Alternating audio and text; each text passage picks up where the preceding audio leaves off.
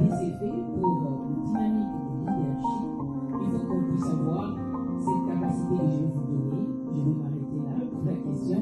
En psychologie, que ça soit en psychologie, que ça soit dans tout ce que vous faites, ces trois éléments, vous allez le voir parfois vous les utilisez sans même vous rendre compte. On parle de l'observation, on parle d'analyse, on parle de l'évaluation.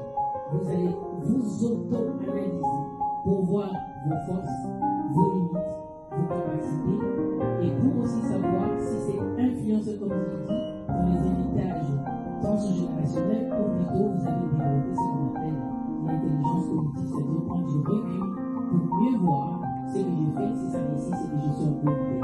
Si ça ne marche pas, c'est qu'il y a un problème, il faut que je le teste. Merci. Il faut soigner d'abord le leadership intérieur pour que puisse s'externaliser après.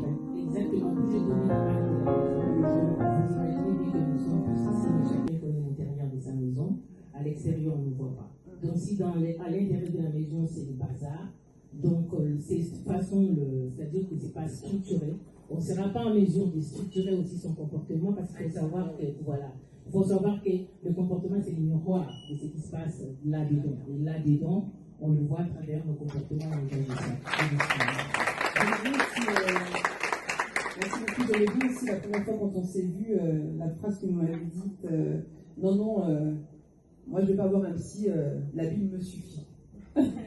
C'est la première phrase que vous m'avez dite quand on s'est croisés. En tout cas,